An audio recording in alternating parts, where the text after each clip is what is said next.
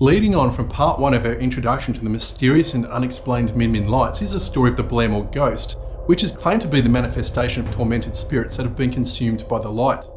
This particular story takes place about 300 kilometres or 186 miles north of Brisbane at Blairmore Station, which has a long history dating back to the 1800s as a prominent grazier's cattle farm. Now, back in about 1912, just before Agnes took over the running of the Min Hotel, the local postman was doing his rounds, having travelled out from the nearby town of Gayndah. He was familiar with some of the stockmen who worked at Blairmore Station and paused for a bit of a chat, but before long found himself rolling up his sleeves to lend a bit of assistance around the cattle yard when some sort of accident occurred, the details of which have been lost in time, but what we do know is that the poor well-intended postman met his death that day. This happened right in the middle of the hot Australian summer, which meant there was little time to waste in readying the body for burial, and although medically confirmed dead, it was noted by local Aboriginal funeral assistants that the rigor mortis had not yet set in. That being the period after death when the body's muscles would get a stiffy due to the chemical changes in their myofibrils, and this lack of nature accepting the body into death with the onset of rigor mortis was a red flag to Aboriginal culture, supposedly indicating that the dead man was trapped between life and death and would return as a devil, which is essentially a devil in whitefella talk. Now, every community has its superstitions, but the little one-horse frontier town of Gayndah had earned a bit of a reputation by this time for unresolved deaths. The most notable being some years earlier when 22-year-old Anna Krieger went missing while walking along one of the main roads into town. Her dead body was found just over a week later on the side of a road with her head, a leg and an arm detached and scattered from the body in the surrounding area.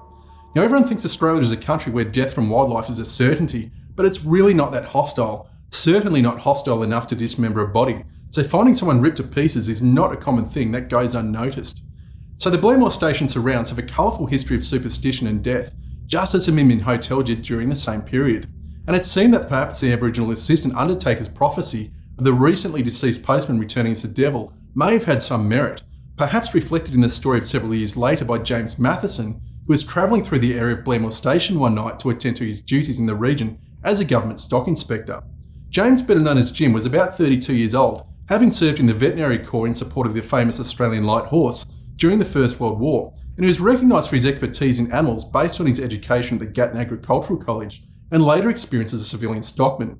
He was a no-bullshit sort of man of the bush who was accustomed to the myths and legends that were, in his view, fascinating stories but certainly nothing to be fearful of. On this particular night, Jim was driving along the boundary road of Blairmore Station, and although we don't know exactly what month it was, it would seem likely to be summer as he would describe it as being particularly humid, yet the driving was somewhat challenging with much of the ground being covered in mud, which was a common condition in the subtropical environment of southern Queensland during the hot summer months, where afternoon downpours were a common occurrence. So Jim's got the windows down, the old car's engine is roaring along the dirt road when all of a sudden its wheels sink into a mud wallow up to its axles, becoming instantly bogged. You could easily imagine how such an incident would occur with the cattle herding up and down the road all the time, and the hooves churning up the otherwise compacted dirt into a muddy mess that would potentially trap even modern day four-wheel drives. So here's Jim. It's a hot summer's night and he's stopped on a secluded country road up to his nuts in ruts, and there's really not much more he can do but wait until the morning to reassess the situation, which at worst could mean a bit of a walk back to the homestead to seek some assistance. As mentioned, Jim was a seasoned bushman and stoic veteran of the water and war wars, so he just climbed into the back seat of his car, made himself comfortable, said his evening prayers. "Now I lay me down to sleep, I pray this Lord my soul to keep. If I die before I wake, I pray the Lord my soul to take." And with that, he settled into a bit of sleep, as seasoned veterans do, sleeping with one eye open, gripping his pillow tight as he waited for the Sandman. Now, the boundary roads of farms these days are pretty quiet late at night, with the exception of the occasional shooter out spotlighting, and Blairmore Station about 100 years ago could be expected to be even quieter. But on this particular night, as Jim was drifting off to Never Never Land, he heard the drone of an engine and sat up looking out the car window to see a vehicle approaching, which he described as being quite close before he realised, and without time to make himself more helpful, the oncoming car soon found itself in the same predicament as Jim, being lodged firmly in the mud.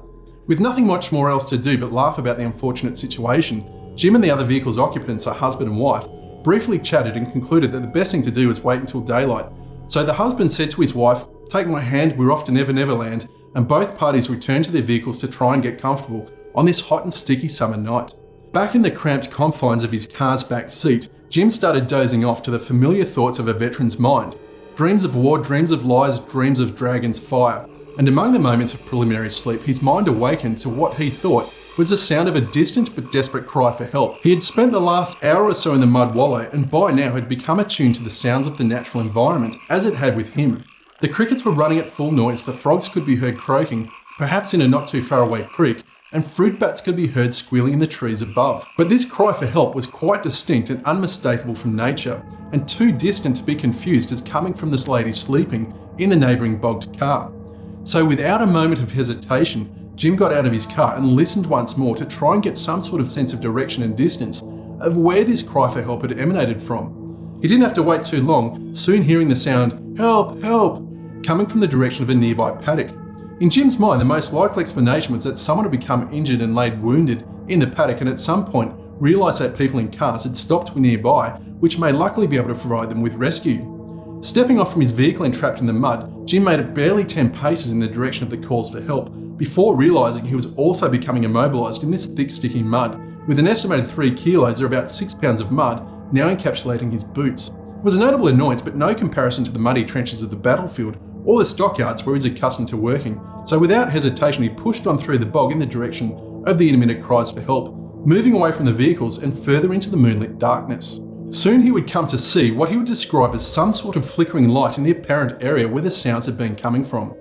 As he proceeded across the paddock, still within sight of the vehicles, he started to make out what appeared to be a flickering light, but it wasn't illuminating in a familiar form, such as a kerosene lamp or an electric light, with some sort of strange shape emanating this light source in a manner described as swirling, expanding and contracting, like a formless luminous blob of jelly.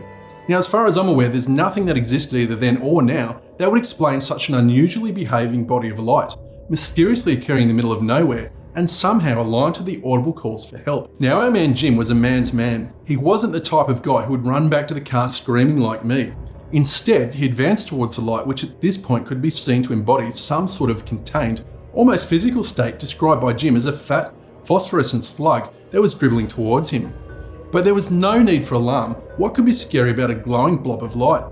Well, as this thing continued to approach, Jim could hear the cries getting louder, and he began to feel overwhelmed by a sense of horror which seemed to physically engulf him both inside and out, reporting he could feel it entering through the pores of his skin. Now, we can't think any less of our tough as nails man Jim when he would go on to say that he was absolutely terrified at this moment, being unable to move his legs to get away or do anything.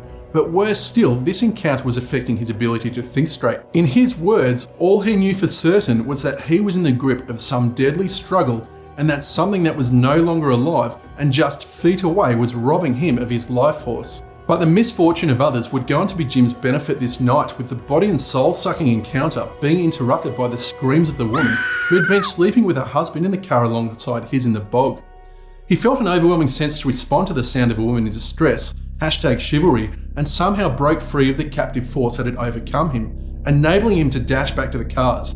And he knew without a doubt that that woman's intrusive response to seeing whatever it was she saw saved his life at that moment. There was no reasonable explanation, but clearly something had happened to Jim, as witnessed by the woman, and there was no way any of them would be able to get back to sleep in what was already an uncomfortable condition in the backseat of their vehicles.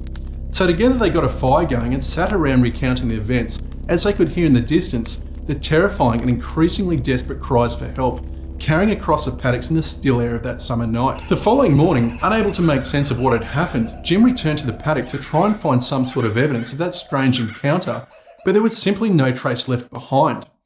He would make his way back to the Blairmore Station homestead, who kindly provided the assistance of their cattlemen to help extract the bogged vehicles. Now, these men, being familiar with the local legends, such as the 22-year-old Anna Krieger, whose body was found ripped apart, and the local postman who died there in Blairmore Station, whom Aboriginals said would return to the property as a devil, were not surprised by the encounter explained by Jim. One cattleman would tell him, "You were lucky. A stockman once heard the ghost crying for help and went to it. He was dead when they found him, and his face was not a pretty sight. Some people believe his spirit took the original ghost's place, and that the stockman has been trying to catch another victim ever since. It could have been you out there tonight, Jim, crying for help." So that wraps up our introduction to the mysterious lights encountered in the Australian night. There are so many more stories to tell, but we'll have to leave it there for now.